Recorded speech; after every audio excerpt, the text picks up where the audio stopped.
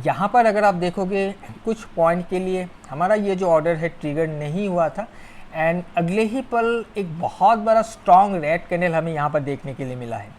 सो इस ट्रेड को हमने कैसे बनाने की कोशिश किया था, क्या लॉजिक था, क्या कंफर्मेशन था, इन सारे चीज़ों को आज के इस वीडियो में हम रिकॉर्ड करेंगे। वीडियो को पूरा जरूर से देखिएगा, डेफिनेटली आपको कुछ ना कुछ सीखने के लिए मिलेगा। बाय द वे, ये जो भी आप मूवमेंट देख रहे हो ये न्यूज़ के चलते हुआ है। IST 6 PM को यहाँ पर USD का न्यूज़ था, और जिसके चलते ये जो भी मूवमेंट है आपको यहाँ पर देखने के लिए मिला है। बट उससे पहले ही हमें चार्ट को देखते हुए ये इंडिकेशन मिल गया था कि कहीं ना कहीं यूरो आज वीक हो सकता है। वो कैसे हमें समझ में आएगा, चार्ट में क्या हमें दिखा, इन सारी चीज़ों को देखेंगे। चलिए चार्ट पर चलते हैं। ऑल राइट फ्रेंड्स, सो यहाँ पर आप देख सकते हो चार्ट पर ये जो भी कैंडल था, इस कैंडल पर ही हमारा एंट्री होना चाहिए था। कुछ पॉइंट के लिए यहाँ पर एंट्री नहीं हुआ, उस थोड़ा बहुत नीचे से ही प्राइस में हमें फॉल देखने के लिए मिला था। अब इसको समझने के लिए सबसे पहले अगर आप मैक्रो चार्ट को देखोगे, मैं 4 आवर्स का चार्ट ही ले लेता हूँ क्योंकि ये 24 आवर्स मार्केट चलता है, तो 4 आवर्स एंड 1 आवर्स को हम देख सकते हैं। तो यहाँ पर अगर आप देखोगे यूरो USD को प्राइस इस जगह से higher high high low higher high high low बना के ऊपर चल रहा था, और यहाँ पर जाकर यहाँ पर एक हाई बनाने के बाद प्राइस में पहली बार ऐसा लगा कि इस जगह पर एक बाइंग कैंडल को यहाँ पर फेल कर रहा है। उसके बाद ऊपर गया, फिर से इसने एक स्ट्रक्चर को ब्रेक किया, फिर प्राइस ऊपर गया, फिर यहाँ पर जाकर ही प्राइस फिर से रुकने लगा। अब इस वाले एरिया का भी आप थोड़ा सा ध्यान दीजिएगा। मैं एक बार इसको 1 आवर्स के चार्ट पर ले जाता हूँ तो आपको क्लियरली चीज़ें देखने के लिए मिलेगा। यहाँ पर देखिएगा कि प्राइस जब यहाँ से ऊपर गया था, प्राइस नीचे आया, फिर हायर हाई हुआ। हायर हाई होने के बाद प्राइस ऐसे करके नीचे आ गया, अपने स्ट्रक्चर को ब्रेक कर दिया। और मैंने आप लोगों को एक चीज़ बताया था जब भी प्राइस ऐसे करके स्ट्रक्चर को ब्रेक करता है, जिस हाई के ऊपर से फेल होके आता है, तो वो हाई और जहाँ तक का हाई बना हुआ है, ये जो भी एक रेंज है, ये स्ट्रॉन्ग रेजिस्टेंस का काम करता है, राइट। और आप देख सकते हो प्राइस यहाँ पर जब इसने पहली बार इसको ब्रेक किया, अपने कैरेक्टर को यहाँ पर चेंज किया, उसके बाद ऊपर गया, इसी जगह पर हिट करते हुए प्राइस नीचे आया, एंड फिर से अपने स्ट्रक्चर को ब्रेक करके लोअर लो लोअर हाई का फॉर्मेशन यहाँ पर बना दिया था। ये 1 आवर्स का चार्ट है, ओके। उसके बाद प्राइस फिर से यहाँ से रिट्रेस करते हुए ऊपर गया। ऊपर जाने के बाद इसी को हिट करके ही प्राइस फिर से गिरने की कोशिश करने लगा। अब यहाँ पर जाकर ही बार बार प्राइस क्यों गिर रहा है, उसको भी अगर आप ध्यान से देखने की कोशिश करोगे तो इसके भी अगर माइक्रो टाइम फ्रेम पर जाओगे तो ये जो एरिया है, इन्हीं एरिया से प्राइस में सप्लाई आया था। यहाँ पर प्राइस फिर से गया नहीं, टच नहीं हुआ था, मिटिगेट नहीं हुआ था, जिस वजह से प्राइस फिर से ऊपर जा रहा है, और वहाँ से फिर से सप्लाई जनरेट हो रहा है। सप्लाई हो जब आ रहा है तो एक बार फिर से वहाँ पर पॉइंट ऑफ इंटरेस्ट बनाकर प्राइस नीचे गिर रहा है, जिसको हिट करने के लिए प्राइस फिर से ऊपर जा रहा है अपना जो भी ऑर्डर से उसको फिल करने के लिए। अब ये 1 आवर्स के चार्ट पर हमें एक चीज़ देखने के लिए मिल रहा था कि प्राइस इसको हिट करते ही प्राइस बार बार गिर रहा है, इसको हिट करते ही प्राइस बार बार गिर रहा है। यहाँ पर अगर आप देखोगे प्राइस ऊपर गया, फिर नीचे आया, फिर ऊपर गया, हायर हाई का फॉर्मेशन हुआ, फिर से प्राइस इसी जगह पर हिट करते ही नीचे आकर फिर से एक लोअर लो का स्ट्रक्चर यहाँ पर बना दिया था। यानी कि जैसे इसको हिट कर रहा है, प्राइस का जो स्ट्रेंथ है वो डाउन साइड में हमें ज़्यादा देखने के लिए मिल रहा था। अब हम 15 मिनट्स के चार्ट पर चलते हैं, और यहाँ पर हम अभी अपने ट्रेड को प्लान करेंगे।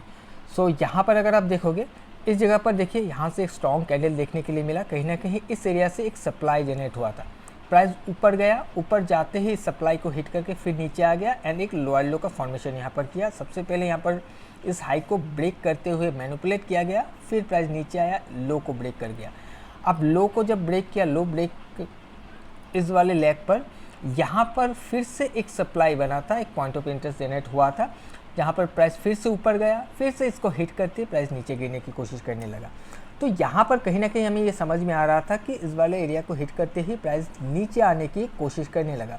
अब यहाँ पर हायर हाई नहीं कर पाया, प्राइस इस जगह से अगर उठा है, अगर प्राइस में स्ट्रेंथ है तो कहीं ना कहीं इसका ब्रेकआउट सबसे पहले होना चाहिए, उसके बाद प्राइस रिट्रेस करना चाहिए, फिर ये ऊपर जा सकता है। लेकिन ऐसा नहीं हुआ, प्राइस अपने प्रीवियस हाई को ब्रेक नहीं कर पाया, उसके सामने आमने सामने से ही प्राइस फिर से नीचे आ गया। प्राइस नीचे आया, इस वाले लो के आसपास से आकर फिर से ऊपर गया। अब यहाँ पर इसको आने का कोई रीज़न नहीं है, अगर इसको ऊपर जाना है, इसके पहले से ही इसको सपोर्ट मिल जाना चाहिए एंड प्राइस ऊपर मूव कर जाना चाहिए। प्राइस में ऐसा भी कुछ नहीं हुआ। यहाँ से प्राइस बाउंस किया, बाउंस करने के बाद प्राइस फिर से नीचे आने की कोशिश किया, यहाँ से छोटा सा स्ट्रक्चर बनाकर इसने इस लो को ब्रेक कर दिया। यानी कि कहीं ना कहीं यहाँ पर आने के बाद जब बाउंस किया, फिर जब यहाँ पर आने के बाद फिर से बाउंस किया, तो कहीं ना कहीं यहाँ पर लोगों को फंसाया जा रहा था, यहाँ पर स्टॉप लॉसेस क्रिएट किया जा रहा था, क्योंकि यहाँ से एक बार बाउंस किया, लोगों को लग रहा है कि ये सपोर्ट है। जैसे ही प्राइस यहाँ पर आया, यहाँ से बाइंग दिखाया गया, यहाँ तक गया, फिर थोड़ा सा नीचे आने के बाद इस जगह पर से सेलिंग स्टार्ट हुआ। तो जब यहाँ से एक सेलिंग स्टार्ट हुआ, एक हेल्दी स्ट्रॉन्ग कैंडल बना एंड अपने स्ट्रक्चर को ब्रेक करके नीचे आ गया था, तो हमने इस कैंडल को रेफरेंस में लिया, इसी कैंडल पर हमने एंट्री लेने की कोशिश किया। क्योंकि उससे पहले अगर आप देखोगे, कोई भी ऐसा एरिया नहीं है जो कि टेस्ट नहीं हुआ है, कोई भी ऐसा पॉइंट ऑफ इंटरेस्ट नहीं है जहाँ पर प्राइस फिर से दोबारा हिट नहीं किया है। यहाँ पर अगर देखोगे ये हिट कर गया, इस जगह पर अगर आप देखोगे यहाँ पर हिट हो गया, इस जगह पर अगर देखोगे तो यहाँ पर भी हिट हो गया, सब कुछ हिट होकर ही प्राइस फिर से नीचे गिर रहा है। यही एक एरिया था जहाँ पर से प्राइस गिरा है एंड अपने स्ट्रक्चर को भी ब्रेक करके नीचे आ गया था, और नीचे लोअर लो करके सस्टेन भी कर रहा था, जो कि कंफर्म कर रहा था कि प्राइस अब अप साइड में नहीं, डाउन साइड में ही जाने की कोशिश करेगा। वीकनेस आ चुका है, तभी हमने यहाँ पर एंट्री को प्लेस किया था, जो अनफॉर्चुनेटली ये हमारा ट्रिगर नहीं हुआ कुछ पॉइंट्स के लिए। एंड उसी टाइम एग्जैक्टली 6 PM को ही न्यूज़ रिलीज़ हुआ और प्राइस में हमें फॉल देखने के लिए मिला, जो कि बहुत ही स्ट्रॉन्ग फॉल था। एंड इसका जो टारगेट होना चाहिए था कहीं ना कहीं इस वाले एरिया पर होना चाहिए था, और आप देख सकते हो एग्जैक्टली इसी वाले एरिया पर जैसे ही आया, यहाँ से फिर से प्राइस में बाउंस देखने के लिए मिला है हमें, राइट। न्यूज़ का फॉल था, फिर भी यहाँ पर जो भी पॉइंट ऑफ इंटरेस्ट या फिर जो भी डिमांड एरिया था, उस एरिया पर आते ही प्राइस रुक गया एंड वहीं से प्राइस में फिर से हमें बाउंस देखने के लिए मिला।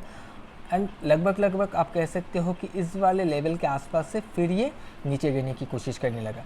एंड उसके बाद भी यहाँ पर भी एक एरिया बना था जो कि हम इसको ले सकते हैं, क्योंकि उसके बाद एक स्ट्रॉन्ग कैंडल हमें देखने के लिए मिला है। तो अगर हम इस वाले कैंडल को लेते हैं तो आपको दिखेगा कि यहाँ पर इस वाले एरिया पर हिट करते ही प्राइस में फिर से एक स्ट्रॉन्ग कैंडल हमें देखने के लिए मिला। अभी प्राइस नीचे आने की कोशिश करने लगा है। अब प्राइस ऐसे करके नीचे जाएगा ऊपर जाएगा वो अलग बात है, क्योंकि अभी फ़िलहाल के लिए कोई ऐसा स्ट्रक्चर नहीं है जहाँ पर हम कुछ ट्रेड कर सके, क्योंकि एक बहुत स्ट्रॉन्ग कैंडल बन चुका है।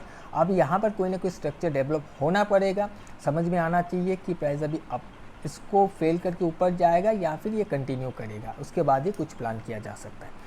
ओके, सो आई होप कि आपको समझ में आया होगा कि इस ट्रेड को कैसे बनाने की कोशिश किया गया है या फिर कैसे ट्रेड प्लेस किया गया है एंड ऑल। और अगर कोई कन्फ्यूजन है तो मुझे कमेंट करके बताइएगा, मैं कोशिश करूँगा आपको आपके सवाल का जवाब देने के लिए।